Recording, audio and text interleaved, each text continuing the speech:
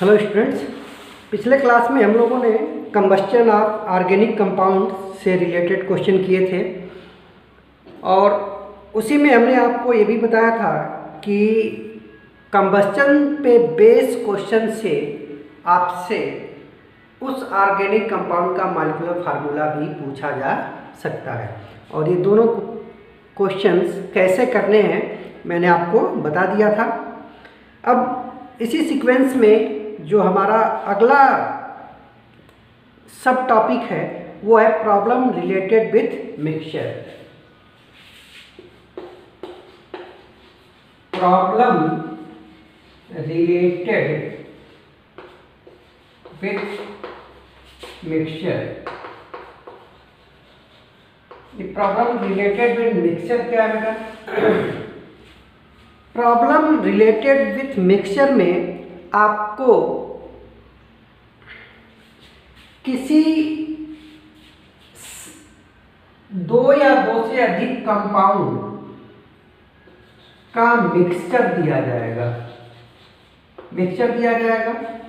और एक मिक्सचर में इसे सपोज करो कि दो ए और बी कंपाउंड है और इस टोटल मिक्सचर का आपको मास दिया रहेगा और कहा जाएगा कि ये मिक्सचर को किसी एक पर्टिकुलर रिएक्टेंट से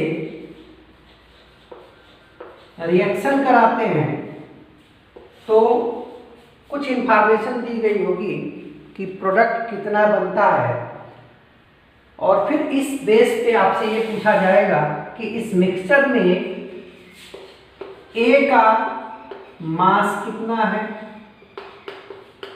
या बी का मास कितना है, या ये पूछा जा सकता है कि मिक्सचर में परसेंटेज कंपोजिशन ऑफ ए क्या है या परसेंटेज कंपोजिशन ऑफ बी क्या है। ठीक, क्वेश्चन का फॉर्मेट होगा कि आपसे कोई कंपाउंड का एक मिक्सचर दिया जाएगा। इस मिक्सचर के बारे में आपको जानकारी दी होगी इन टर्म्स ऑफ मास और इस मिक्सचर का किसी पर्टिकुलर रिएक्टेंट से आप रिएक्शन कराने पे कुछ प्रोडक्ट्स बन रहे होंगे और इस बेसिस पे आपसे ये पूछा जाएगा कि इस मिक्सचर में ए और बी के मास क्या है या इनका परसेंटेज कंपोजिशन क्या है। तो प्रॉब्लम रिलेटेड विथ मिक्सचर का एक दूसरा नाम हो गया परसेंटेज कंपोजिशन ऑफ मिक्सचर, कि इस मिक्सचर का परसेंटेज कंपोजिशन क्या है। जो जो कंपोनेंट इस मिक्सचर में है उनका वेट या उनका परसेंटेज क्या है। ठीक है बेटा, तो इसको हम लोग करेंगे उसी तरीके से। बस एक बार देखो, हम लोग क्वेश्चन से ही इसको सीखते हैं। जैसे मान लो हमसे कहा गया है क्वेश्चन कि 10 mole mixture of HCl and H2SO4 required 16 mole of NaOH for complete neutralization, calculate percentage of HCl। हमसे कहा जा रहा है कि 10 mole mixture of HCl and H2SO4 requires 16 moles of NaOH for complete neutralization. Then calculate percentage of HCl in mixture। ठीक है बेटा, question क्या बना कि आपके पास HCl और H2SO4 का एक मिक्सचर है और ये मिक्सचर टोटल है 10 मोल्स। और इस 10 मोल मिक्सचर का जब हम न्यूट्रलाइजेशन कराते हैं NaOH से तो 16 मोल NaOH की जरूरत पड़ती है।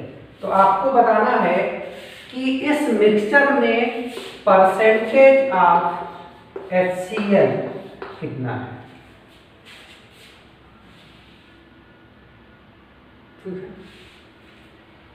ये परसेंटेज कंपोजिशन ऑफ मिक्सचर पे बेस्ड क्वेश्चन है।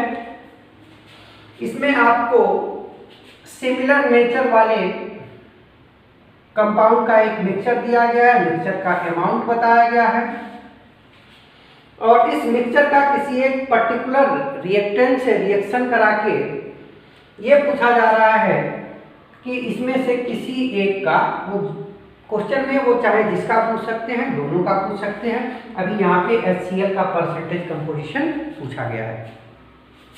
तो इस क्वेश्चन को कैसे करेंगे? हमें टोटल मिक्सचर का अमाउंट दिया गया है, तो इनमें से किसी एक का अमाउंट हम मान लेंगे कि x है, ठीक है। तो दूसरे का अमाउंट हमें अपने आप मिल जाएगा। अगर ये टोटल 10 मोल है, अगर हमने मान लिया कि HCl के x मोल हैं, तो ऑब्वियस सी बात है बेटा कि H2SO4 के मोल्स हो जाएंगे 10 - x, ठीक है। और अब ये दोनों रिएक्शन अलग अलग करा के और x की वैल्यू हम लोग निकाल लेंगे इक्वेशन बना के। देखो कैसे करते हैं। हमने मान लिया कि HCl के x मोल है और इसकी जब रिएक्शन तुम NaOH से कराओगे तो x मोल HCl जब NaOH से रिएक्शन करेगा तो ये NaCl और H2O बनेगा। स्टोइकियोमेट्री 1 और 1 की है, यानी कि x मोल HCl है तो x मोल NaOH भी खर्च हो गया। तो कंप्लीट HCl के न्यूट्रलाइजेशन के लिए हमको x मोल NaOH की जरूरत पड़ेगी। अब हम देखते हैं कि सल्फ्यूरिक एसिड के न्यूट्रलाइजेशन के लिए कितने की जरूरत पड़ती है। तो sulphuric acid H2SO4 total mixture था 10 मोल, उसमें से x मोल HCl है तो 10 - x मोल हो जाएगा सल्फ्यूरिक एसिड और इसकी रिएक्शन हमें कराना है NaOH से, तो ये बनता है Na2SO4 plus 2H2O। Reaction balance करेंगे तो यहाँ पे आ जाएगा 2, स्टोइकियोमेट्री आई 1:2, यानी कि अगर हम सल्फ्यूरिक एसिड के 1 मोल लेते हैं तो सोडियम हाइड्रोक्साइड के 2 मोल लेने पड़ेंगे। मतलब कि जितने मोल हमारे पास सल्फ्यूरिक एसिड हैं उसके जस्ट डबल मोल हमको सोडियम हाइड्रोक्साइड के लेने पड़ेंगे। सल्फ्यूरिक एसिड के हैं 10 - x, तो इसका डबल हो जाएगा 20 - 2x, ठीक है। अब टोटल सोडियम हाइड्रोक्साइड कितने खर्च हुए? x मोल खर्च हुए HCl को न्यूट्रलाइज करने के लिए और 20 - 2x मोल खर्च हुए सल्फ्यूरिक एसिड को न्यूट्रलाइज करने के लिए। तो टोटल हो जाएगा x plus 20 - 2x। Total moles of sodium hydroxide use हो गए x प्लस 20 - 2x और ये वैल्यू आपको क्वेश्चन में दे रखी है कितनी? 16। इक्वेशन बन गया, सॉल्व करेंगे। देखो बेटा ये क्या हो जाएगा, -x बराबर हो जाएगा 16 - 20, यानी कि ये आएगा -4, तो x बराबर हो गया 4 मोल। अब x बराबर 4 मोल आ गया। हमको इसका परसेंटेज निकालना है, तो परसेंटेज क्या होता है, जितना है बटे टोटल इंटू 100, ये आ गया 25%। ठीक है बेटा। तो इस तरह से हम लोग इस क्वेश्चन को करते हैं। इसमें कुछ नया नहीं है, हमें क्या करना है कि टोटल मिक्सचर का अमाउंट आपको दिया गया है, तो इसमें से किसी एक का आप जनरली हम उसको एज्यूम करेंगे, इसके बारे में पूछा गया है, दोनों के बारे में पूछा गया है, तो किसी एक को एज्यूम कर लो, किसी एक को x मान लो, तो दूसरा टोटल माइनस x हो जाएगा, और फिर अलग अलग रिएक्शन करा के इक्वेशन बनाओ और उस इक्वेशन को सॉल्व करो। चलो इसी से रिलेटेड एक दूसरा क्वेश्चन जरा करते हैं, सेकेंड क्वेश्चन। अच्छा देखो, जो हमारे बेसिक फंडामेंटल्स हैं वो हमेशा वही रहेंगे कि स्टोइकियोमेट्री कैलकुलेट करते समय हम लोग अमाउंट हमेशा मोल में ही लेके चलेंगे। पहले वाले क्वेश्चन में मोल ही दिया था तो हमने उसको कन्वर्ट करने की ज़रूरत नहीं पड़ी, लेकिन अगर मास दिया है तो फिर हमको उसको मोल में कन्वर्ट करने की ज़रूरत पड़ेगी। जैसे सेकेंड क्वेश्चन है, कह रहे हैं कि 18.4 gram mixture of magnesium carbonate and calcium carbonate produce 4.48 litre of CO2 at STP। है कि 18.4 gram mixture of magnesium carbonate and calcium carbonate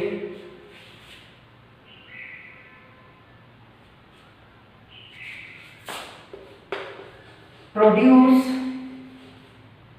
4.48 litre of CO2 at STP। ठीक है, then calculate amount of magnesium carbonate and calcium carbonate in mixture. Then calculate amount of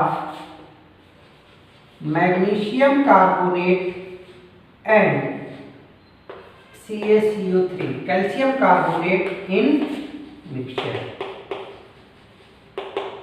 वही चीज है, सिर्फ इस बार हमको क्या कहा गया है, मोल ना देके ग्राम दिया है, कोई फर्क नहीं है बेटा।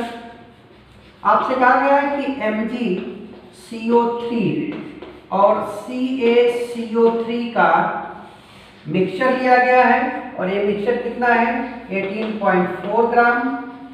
इसको आप हीट कर रहे हो तो जो CO2 बन रही है, इस CO2 का वॉल्यूम दिया है 4.48 लीटर एट STP। ठीक है, तो पूछा जा रहा है कि इस 18.4 ग्राम में से मैग्नीशियम कार्बोनेट कितना है और कैल्शियम कार्बोनेट कितना है। ठीक है, चलो पहले तो हम ये जो मोल्स हैं या जो वॉल्यूम है इसको मोल में कन्वर्ट कर ले, तो ये हो जाएगा 4.48 डिवाइडेड बाई 22.4 यानी कि 0.1 मोल। मतलब कि पूरी रिएक्शन में 0.1 मोल CO2 गैस प्रोड्यूस हो रही है। एक जानकारी हमको यहाँ से मिल गई। ठीक है, अच्छा हम लोग इसको सॉल्व करते हैं, एक एक करके सॉल्व करेंगे। हमने मान लिया कि इसके x ग्राम है, अब देखो ये वैल्यू ग्राम में दी गई है तो ग्राम ही लेके चलेंगे। ठीक है, तो चलो करो, MgCO3 इसको आप हीट करोगे तो ये बनेगा MgO प्लस CO2, स्टोइकियोमेट्री है 111, यानी कि जितने मोल आप मैग्नीशियम कार्बोनेट के गर्म करोगे उतने ही मोल CO2 बनेगा। ठीक है, हमने x ग्राम लिया है और कैलकुलेशन हमेशा मोल में करते हैं। ठीक है, तो mass upon molar mass, magnesium carbonate का मोलर मास होता है 84, तो ये हो गया नंबर ऑफ मोल। अब स्टोइकियोमेट्री 1 की है, मतलब 1 मोल मैग्नीशियम कार्बोनेट को गर्म करोगे तो 1 मोल मैग्नीशियम ऑक्साइड बनेगा, 1 mole carbon dioxide gas release होगी। तो हमारे पास x अपॉन 84 मोल मैग्नीशियम कार्बोनेट है, तो x अपॉन 84 मोल CO2 गैस यहां से मिल जाएगी। फिर हम लोग बात करते हैं कैल्शियम कार्बोनेट के लिए, CaCO3, इसको भी हीट करोगे तो कैल्शियम का ऑक्साइड और CO2 मिलेगा। यहाँ पे भी स्टोइकियोमेट्री 1 है, यानी कि 1 मोल कैल्शियम कार्बोनेट को हीट करने से 1 मोल ही कार्बन डाइऑक्साइड गैस मिलेगी। टोटल वेट हमारे पास है 18.4 ग्राम। इसमें से x ग्राम हमने ये एज्यूम कर लिया है कि ये मैग्नीशियम कार्बोनेट है, तो कैल्शियम कार्बोनेट कितना बचा बेटा, कितना बचा 18.4 माइनस x ग्राम, और हमें इसका निकालना है मोल, तो डिवाइड करना पड़ेगा मोलर मास से, और कैल्शियम कार्बोनेट का मोलर मास होता है 100। अब जितने मोल कैल्शियम कार्बोनेट हैं उतने ही मोल CO2 मिलेगा, तो CO2 हमको मिल जाएगा 18.4 माइनस x अपॉन 100 मोल। तो टोटल CO2 कितनी मिल गई, ये हमारे पास आ गया। टोटल CO2 मिली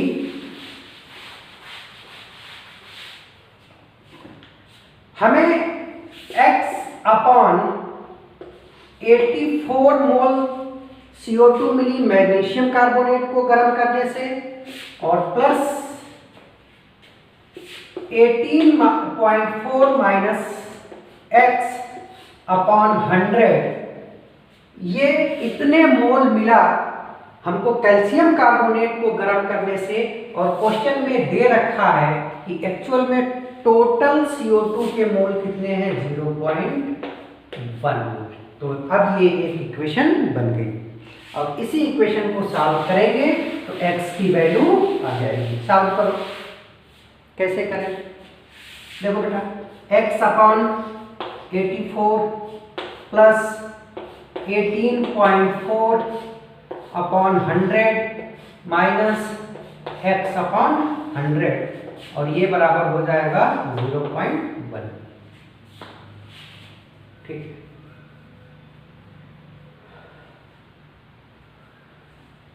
कोई दिक्कत है बेटा?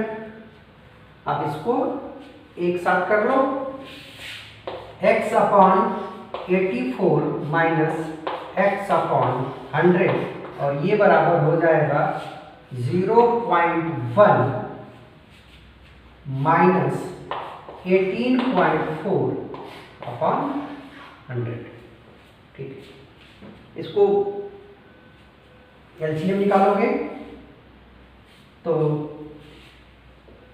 सबका एलसीएम निकाल लो एक बार, कितना हो जाएगा, ये हो जाएगा 100x minus 84x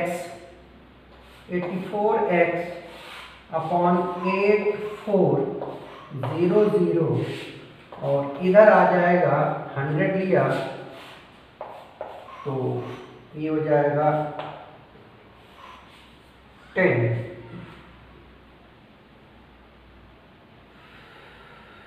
There is something wrong.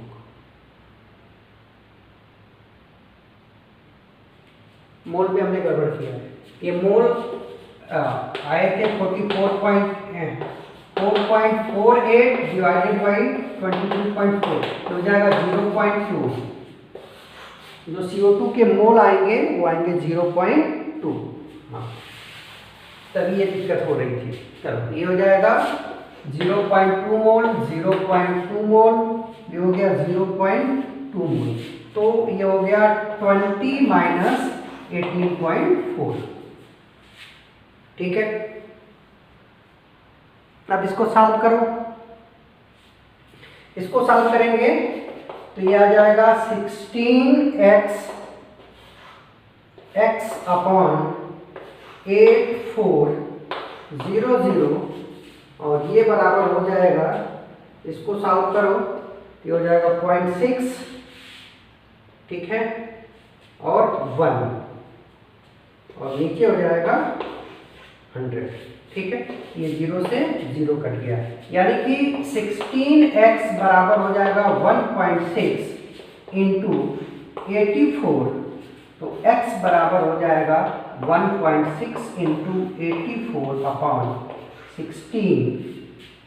16 और इसको सॉल्व करोगे तो 0.1 यहाँ आएगा, यानी कि 8.4 ग्राम। 8.4 ग्राम। तो x की वैल्यू आ गई और x हमने माना था मैग्नीशियम कार्बोनेट के लिए, तो मैग्नीशियम कार्बोनेट की वैल्यू आ गई 8.4 ग्राम, ठीक है। अब हमको कैल्शियम कार्बोनेट का वेट निकालना है, तो टोटल था 18.4, इसमें से 8.4 माइनस कर दिया तो ये आ गया 10 ग्राम, ठीक है बेटा। तो ये कुछ क्वेश्चन हमने मिक्सचर से रिलेटेड किया था।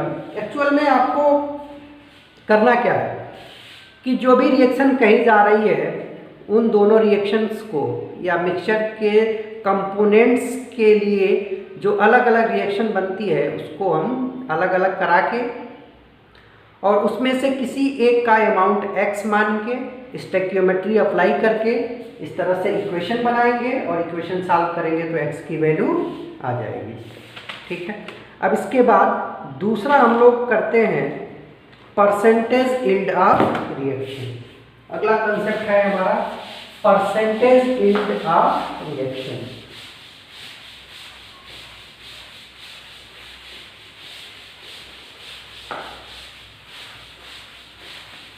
परसेंटेज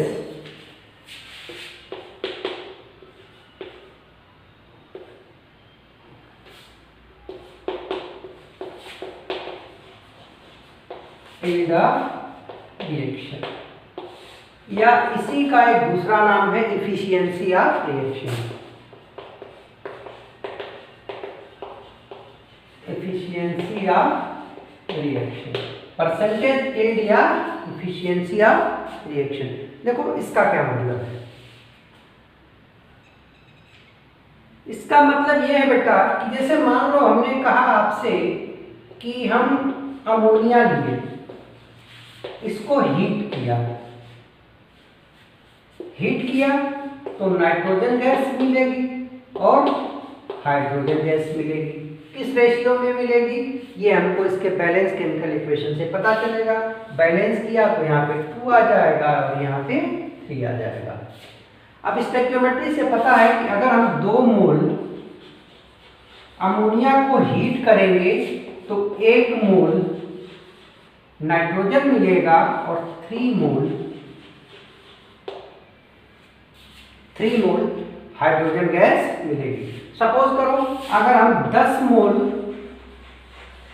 अमोनिया को हीट करते हैं तो 5 मोल नाइट्रोजन गैस मिलेगी और 15 मोल हाइड्रोजन गैस मिलेगी।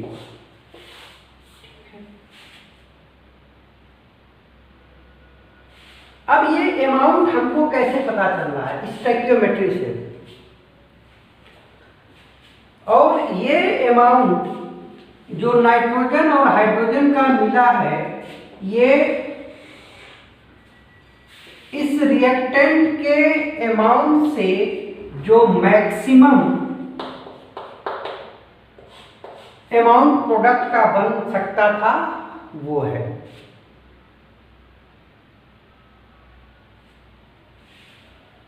किसी भी रिएक्शन में जो प्रोडक्ट बनता है मैक्सिमम जो प्रोडक्ट का अमाउंट होगा वो मैक्सिमम अमाउंट इस स्टोइकियोमेट्री से पता चलता है।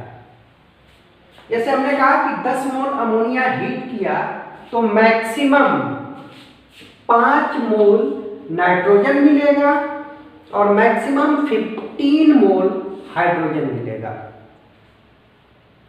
और ये मैक्सिमम वैल्यू हमने कैलकुलेट कैसे करी, ये किया स्टोइकियोमेट्री से। और स्टोइकियोमेट्री क्या है, पूरी तरह से थियरी बेस्ड है, ये पेपर पे कर रहे हैं। अगर यही रिएक्शन हम लोग लैब में कराएं, यही रिएक्शन हम लैब में कराएं, 10 मोल ही अमोनिया लें और उस समय जो अमाउंट आपके नाइट्रोजन और हाइड्रोजन के मिल रहे हैं उनको हम कैलकुलेट करें तो वो कभी भी 5 मोल और 15 मोल नहीं होंगे, वो हमेशा इससे कम होंगे।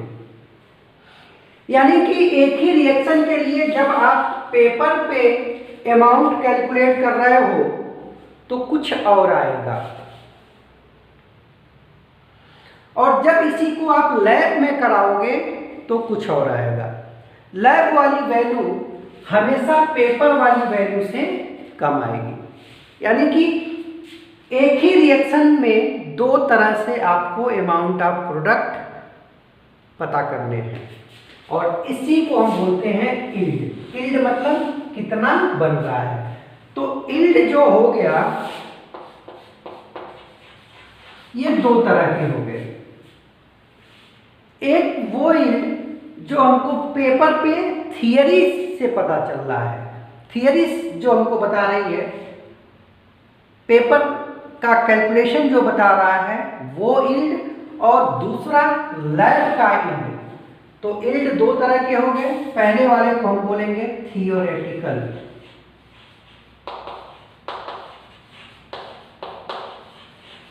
और थियोरेटिकल यील्ड क्या होगा, मैक्सिमम यील्ड होगा। मैक्सिमम जितना बन सकता है, और इसको निकालेंगे कैसे, स्टोइकियोमेट्री से।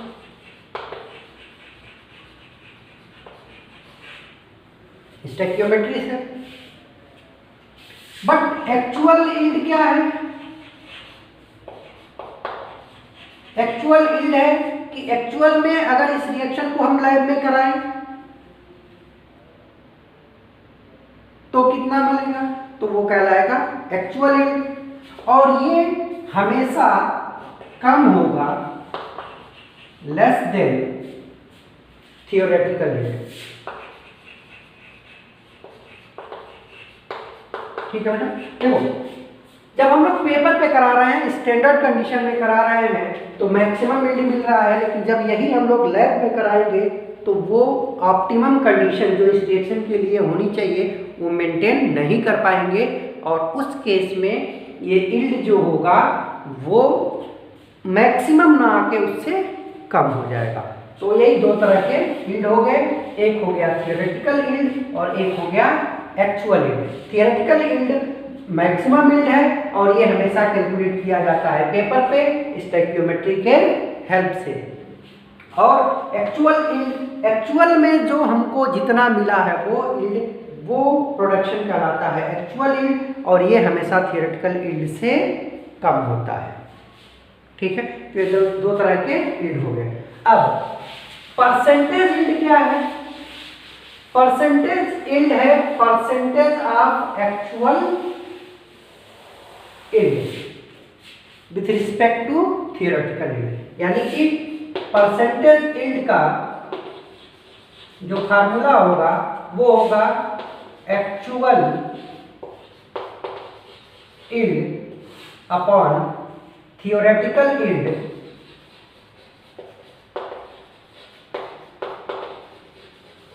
इंटू 100। ठीक है बेटा, तो ये हो गया यील्ड ऑफ रिएक्शन या एफिशिएंसी ऑफ रिएक्शन।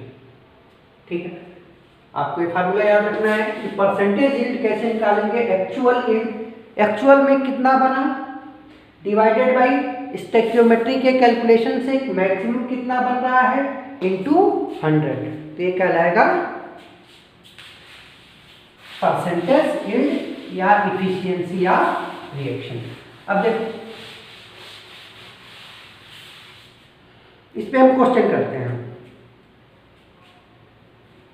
कह रहे हैं कि when 10 mole of ammonia is heated, it produces 4 moles of N2. Then calculate percentage yield of reaction. आपसे कहा जा रहा है कि 10 मोल अमोनिया को हीट करते हैं तो 4 मोल नाइट्रोजन गैस के मिलते हैं, तो percentage yield of reaction calculate करो। परसेंटेज यील्ड होगा actual yield upon theoretical yield into 100। ठीक है, अब एक्चुअली 4 मोल हमको मिल रहा है, यानी कि एक्चुअल यील्ड आपको पता हो गया 4 मोल, और परसेंटेज निकालने के लिए थियोरेटिकल यील्ड चाहिए। और थियोरेटिकल यील्ड हम लोग निकालते कैसे हैं? स्टोइकियोमेट्री से। तो स्टोइकियोमेट्री अप्लाई करो। अमोनिया है, NH3 हीट किया, N2 प्लस H2 मिला, बैलेंस किया, 2 और 3 हो गया। स्टोइकियोमेट्री आई 2 1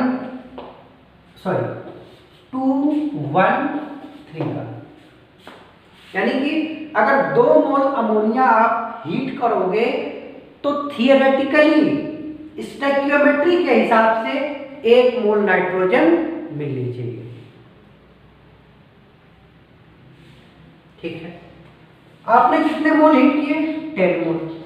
तो थियरी के हिसाब से, स्टोइकियोमेट्री के हिसाब से नाइट्रोजन कितनी मिलनी चाहिए? हमने आपको बताया था ट्रिक, जिसका निकालना है उसकी स्टोइकियोमेट्री, जिसके हेल्प से निकालना है उसकी स्टोइकियोमेट्री, जितने में निकालना है मल्टीप्लाई कर देंगे तो ये आ गया 5 मोल।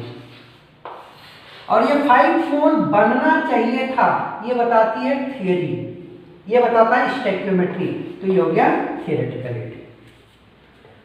स्टोइकियोमेट्री से आपने थियोरेटिकल यील्ड निकाल लिया। क्वेश्चन में आपको एक्चुअल यील्ड दिया है तो परसेंटेज यील्ड निकाल लेंगे, तो परसेंटेज यील्ड हो जाएगा actual yield 4, theoretical yield 5 into 100, कितना हो जाएगा बेटा? 80%। ठीक है, चलो इसी पर दूसरा क्वेश्चन करते हैं। सेकेंड क्वेश्चन क्या कह रहे हैं?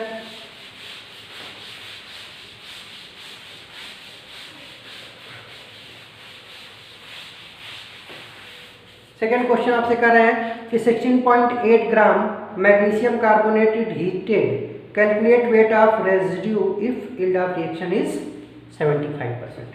कह रहे हैं कि मैग्नीशियम कार्बोनेट को हीट करते हैं तो मैग्नीशियम का ऑक्साइड और CO2 गैस बनती है, गैस है यहाँ से निकल जाएगी, ये सॉलिड है तो ये रेजिड्यू हो गया। अब लिया गया है कितना? 16.8 ग्राम, और 16.8 ग्राम को हीट करने पे आपसे पूछा जा रहा है कि रेजिड्यू कितना बनेगा अगर रिएक्शन का परसेंटेज यील्ड है 75%। ठीक है, चलो कर लेते हैं। परसेंटेज यील्ड दिया है, हम थियोरेटिकल यील्ड निकाल लें। थियरी के हिसाब से कितना बनना चाहिए, तो नंबर ऑफ मोल निकालो। 16.8 डिवाइडेड बाई 84, तो ये आ जाएगा 0.2 मोल। 0.2 मोल। अब स्टोइकियोमेट्री 1 का है तो इसका भी बनेगा 0.2 मोल। 0.2 मोल बनना चाहिए, ये था थियोरेटिकल यील्ड, और आपको परसेंटेज यील्ड दे रखा है, परसेंटेज यील्ड दे रखा है, तो आपसे पूछ रहा है कि एक्चुअल यील्ड कितना होगा।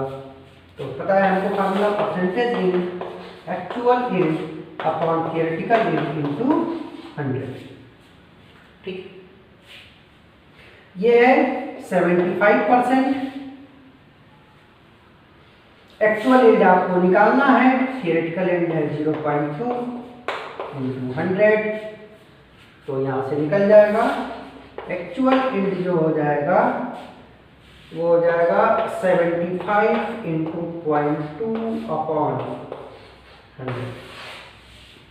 ठीक है बेटा, इसको कैलकुलेट करोगे आंसर आ जाएगा। ठीक है, और इसमें लास्ट कंसेप्ट है परसेंटेज प्योरिटी या सैंपल। ये छोटे छोटे टॉपिक्स हैं जो क्वेश्चन के बीच में कभी कभी आ जाएंगे। परसेंटेज प्योरिटी या सैंपल।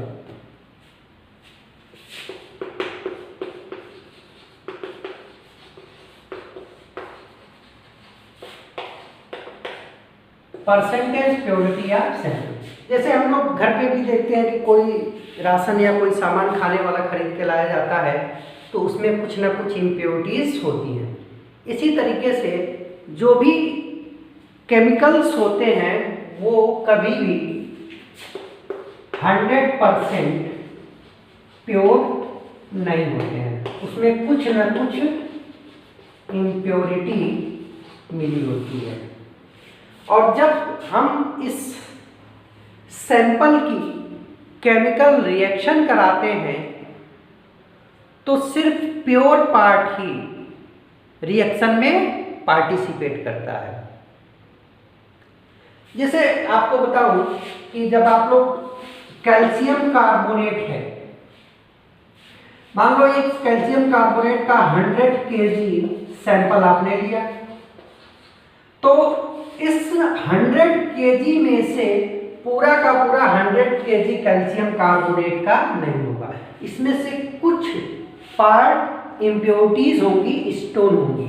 अब जब इसको हीट करोगे तो जो कैल्शियम कार्बोनेट है का पार्ट है वो कैल्शियम ऑक्साइड और CO2 बनाएगा, और जो स्टोन इसमें इम्प्योरिटीज के रूप में है उससे कैल्शियम का ऑक्साइड और CO2 गैस रिलीज नहीं होगी।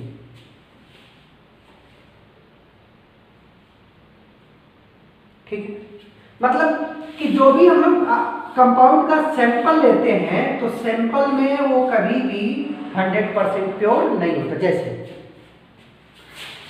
अगर आपसे कहा गया कि 100 ग्राम NaOH है और 100 ग्राम सैंपल ऑफ NaOH है, तो 100 ग्राम NaOH का मतलब हो गया कि इसमें टोटल 100 ग्राम NaOH है, इसमें कुछ भी इम्प्योरिटी नहीं है। बट अगर सैंपल लिया गया है तो इस सैंपल में कभी भी NaOH 100 ग्राम नहीं होगा, इससे कुछ ना कुछ कम होगा। और जो प्योर NaOH होगा वही रिएक्शन में पार्टिसिपेट करेगा। ठीक है, तो कहने का मतलब ये है बेटा कि कोई भी सैंपल लिया गया तो वो 100% प्योर नहीं होता है, उसमें कुछ ना कुछ इम्प्योरिटीज होती हैं in the form of stone या डस्ट या कोई और इम्प्योरिटी, और उस सैंपल में से जो प्योर पार्ट होता है सिर्फ वही रिएक्ट करता है। इम्प्योर पार्ट कभी भी रिएक्शन में पार्टिसिपेट नहीं करता है। यानी कि अगर किसी सैंपल से आपको केमिकल रिएक्शन करानी है और उससे रिलेटेड स्टोइकियोमेट्रिक कैलकुलेशन करने हैं तो सबसे पहले आप उस सैंपल से प्योर जो कंपाउंड है उसका वेट या अमाउंट कैलकुलेट करेंगे। और कैसे? अगर उसका परसेंटेज प्योरिटी दिया है तो परसेंटेज प्योरिटी होता है weight reacted upon weight total into 100।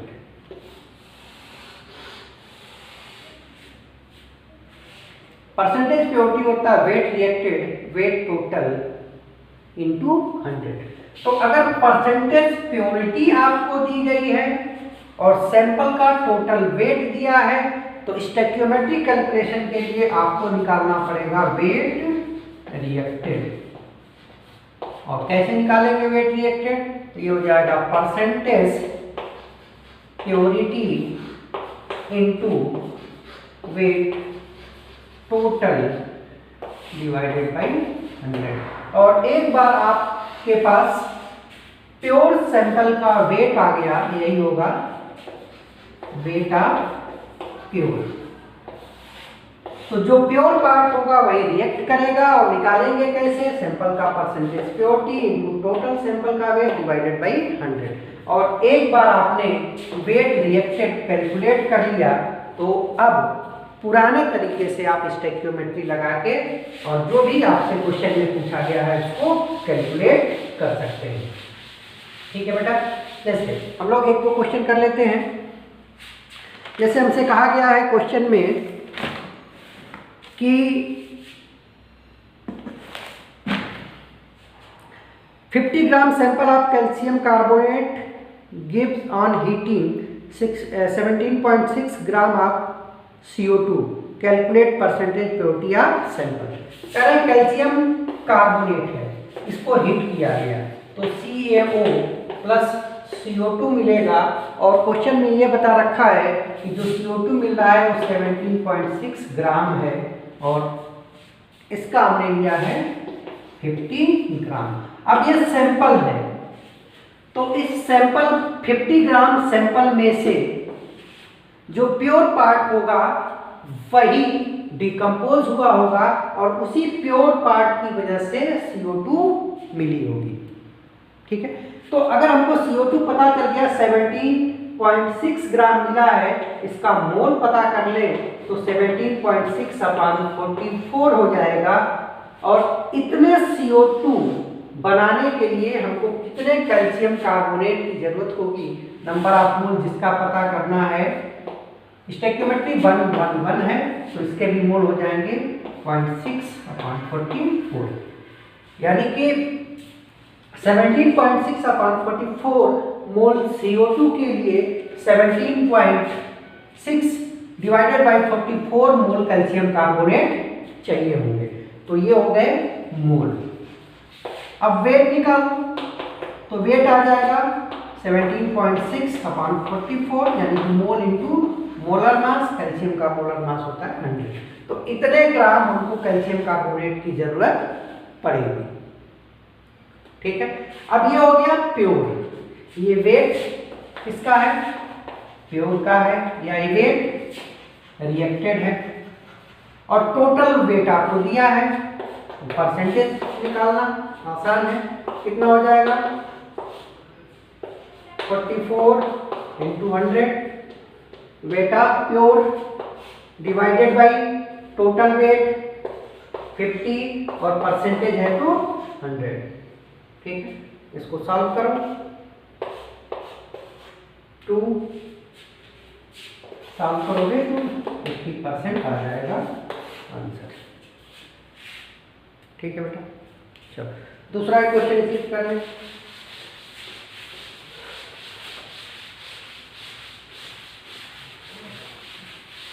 हमसे कहा जा रहा है कि कैल्शियम कार्बोनेट है, CaCO3 है, और इसके हमें 200 kg दिए हैं, और परसेंटेज प्योरिटी जो है वो 95% है।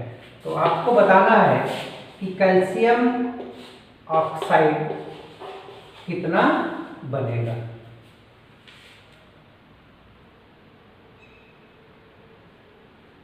ठीक है बेटा, अब देखो 95% प्योरिटी है, मतलब 100 ग्राम में से 95 ग्राम प्योर है, तो वेट रिएक्टेड कितना हो जाएगा? प्योरिटी इंटू टोटल अपॉन 100, तो ये हो जाएगा 190 ग्राम। अब 200 ग्राम में से 190 ग्राम प्योर है जो रिएक्ट करेगा, और बाकी के जो 10 kg में, केजी है बेटा 10 kg है, वो इम्प्योरिटी है, वो रिएक्ट नहीं करेंगे। तो आगे के कैलकुलेशन हमको 190 kg से करना है। अब कैलकुलेशन करना है तो एज यूजुअल हमेशा के जैसे इसको मोल में कन्वर्ट करेंगे। 190 kg है, इसको ग्राम में कन्वर्ट किया, 3 divided by 100, weight upon molar mass. Stoichiometry 1 का है तो 190 इंटू 10⁻³ अपॉन 100 मोल हो गए। मोल में मोलर मास 40 और 16 56, वेट आ गया, वेट वाया ग्राम में, इसको कन्वर्ट करना है केजी में, तो इसे डिवाइड कर देंगे, साफ कर लो, आ जाएगा 1.9 इंटू 56, 1.9 इंटू 56, इसको सॉल्व करने पे आता है 106.4 kg और ये हो जाएगा हमारा आंसर। ठीक है बेटा, तो इतना करो। अब इसके बाद जो नेक्स्ट हम लोगों का इसमें सेकेंड पार्ट है वो है कंसंट्रेशन टर्म, वो हम शुरू करेंगे। और इसके पहले ये सारी चीज़ें आप बहुत अच्छे से क्लियर कर लो। नेक्स्ट टर्म के हम लोग शुरू करेंगे कंसंट्रेशन। Thank you.